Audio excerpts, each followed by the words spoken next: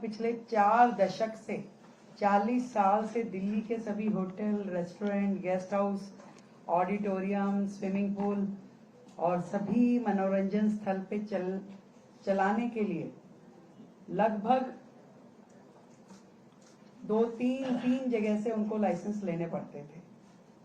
और इसमें एक स्थानीय निकाय से, पुलिस से, फिर फायर से, इस तरह के अलग अलग बॉडी से उनको अपनी एनओसी, लाइसेंस इत्यादि लेने पड़ते थे। और ये डबलिंग जो थी बिना कारण के ही पूरे सिस्टम को डिले करती थी।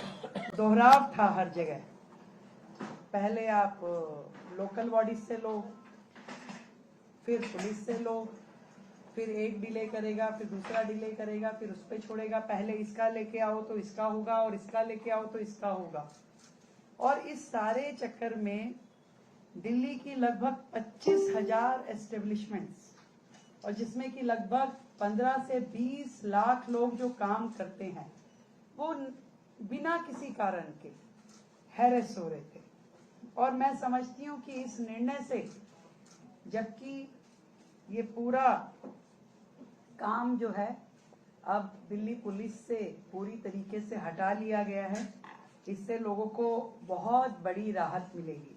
व्यापारी वर्ग, उद्यमी और आम जनता जिसकी वर्षों पुरानी ये मांग थी, उन सभी को लाभ मिलेगा। पूरी की पूरी प्रक्रिया अब सुदन हो पाएगी और आराम से, आसानी से व्यक्ति को पता है कि मेरा ये विभाग है, मुझे यहाँ से परमिशन लेके आनी है। और इस पूरे काम को करने के लिए पिछले 4 महीने में अनेकों डेलीगेशन हमसे आकर के मिले और लगातार इस विषय को हम केंद्र के अपने लीडर्स के सामने उठा रहे थे। और मुझे आज खुशी है कि माननीय प्रधानमंत्री नरेंद्र मोदी जी, हमारे माननीय एचएम साहब अमित शाह जी और माननीय उपराज्यपाल जी, आप सबके द्वारा दिल्ली सरकार के अनुरोध पे जो ये निर्णय लिया गया कि 7 तरह के व्यापारिक प्रतिष्ठानों से पुलिस लाइसेंस की आवश्यकता को पूरी तरीके से समाप्त कर देना, swimming pool, eating houses, hotel, motel, guest house, discotheque, video game parlour, amusement park, auditorium, अब इनमें केवल एमसीडी, एनडीएमसी और दिल्ली कंट्रोलमेंट बोर्ड की ही अनुमति उसमें लगेगी।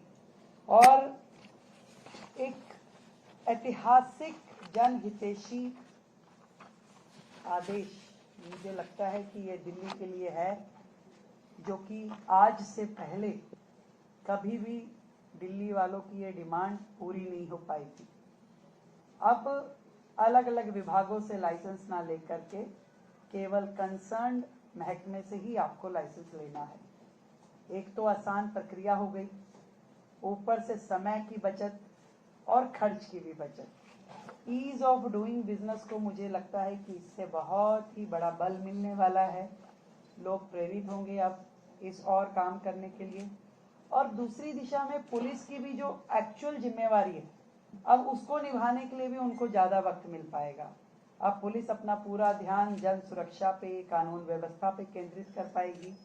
अपराध नियंत्रण, महिला सुरक्षा जैसे अहम विषयों पे आपका पूरा कंसंट्रेशन रहेगा। और पूरी प्रक्रिया जो ये लाइसेंसिंग की है, इसमें भी पारदर्शिता और जवाबदेही की वृद्धि होगी। विशेष रूप से सिंगल विंडो सिस्टम से सारी प्रक्रिया अब हो पाएगी।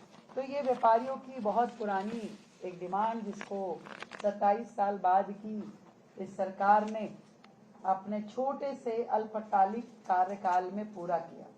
और सच में डबल इंजन की सरकार का ये बेनिफिट केंद्र के हमारी सरकार में आदरणीय मोदी जी और अमित शाह जी, जिनके कारण से जो हमारा सिद्धांत है मिनिमम गवर्नमेंट और मैक्सिमम गवर्नेंस, इस मंत्र को खाली हम कहते नहीं हैं, करके दिखाते हैं। और वो हमने इस छोटे से समय में दिल्ली की इतनी बड़ी डिमांड लोगों की, वो हमने करके दिखाया।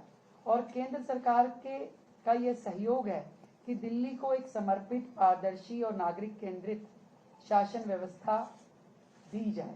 तो लगातार केंद्र की सरकार हमारी इन सभी निर्णयों में, पॉलिसी रिफॉर्मेशन में मदद कर रही है। एक एक निर्णय, इससे पहले भी आपको ध्यान होगा कि हमने बिल्डिंग्स के ऊपर जब पुलिस वाले चले जाते थे तो उस चीज को भी रोका गया पूर्णतः स्पष्टता के साथ में कि काम ये अगर नगर निकाय का है तो केवल वही अधिकारी करेंगे। तो इस तरीके से आदरणीय प्रधानमंत्री नरेंद्र मोदी जी के नेतृत्व में हमारी पार्टी दिल्ली के व्यापार के लिए एक उदार वातावरण बनाने का काम कर रही है।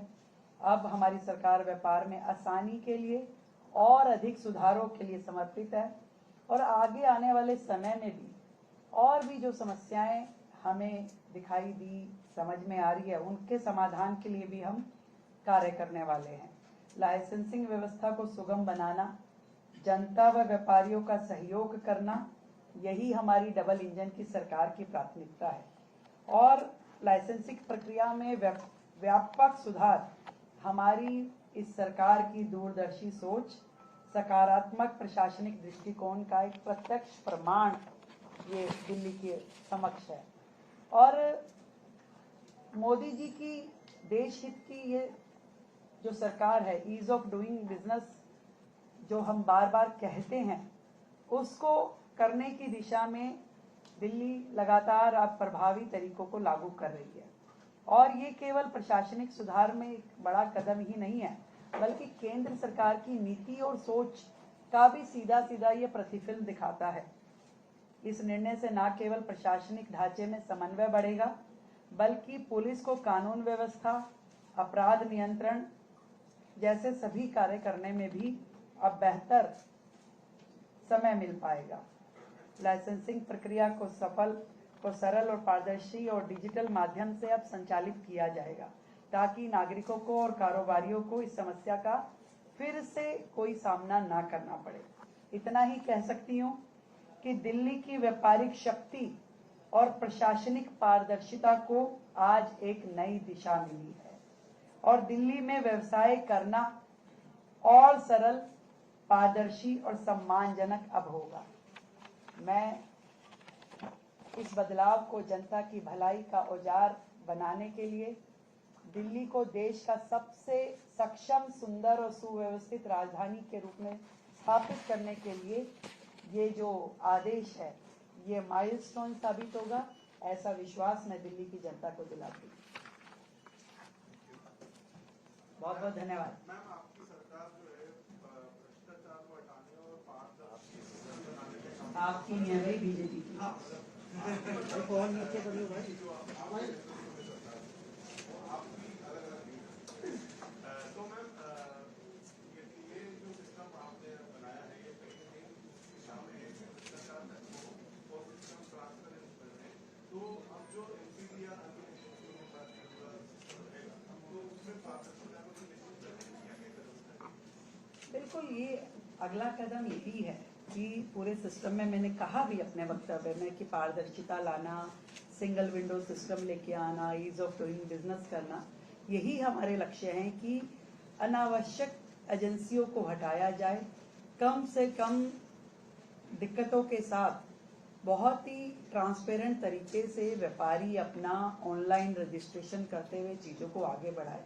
ये हमारी प्राथमिकता रहेगी और इसके लिए हम काम करेंगे। स्विमिंग पूल है, उसमें सुरक्षा के हिसाब से कई बार देखना पड़ता है क्योंकि वो सुरक्षा में मानक तय कर रहे हैं, तो वहाँ कहीं भी समझौता होने की संभावना हो सकती है। कोई देखिए ऐसा नहीं है, जिस एजेंसी का काम है वो करे ना पूर्णतः।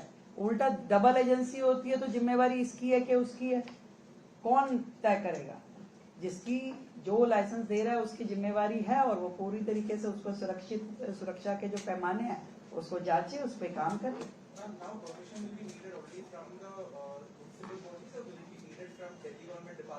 दिल्ली गवर्नमेंट का जो एजेंसी का अगर कोई रिक्वायरमेंट होगा तो वो देगी, जैसे फायर तो फायर ही देगा। अदरवाइज तो जिस एजेंसी का काम है, जो मैंने पहले बताया कि एमसीडी का है या दिल्ली कंट्रोलमेंट का, तो वो लोग करेंगे। Thank you so much. आबकारी नीति को लेकर आपने कमिटमेंट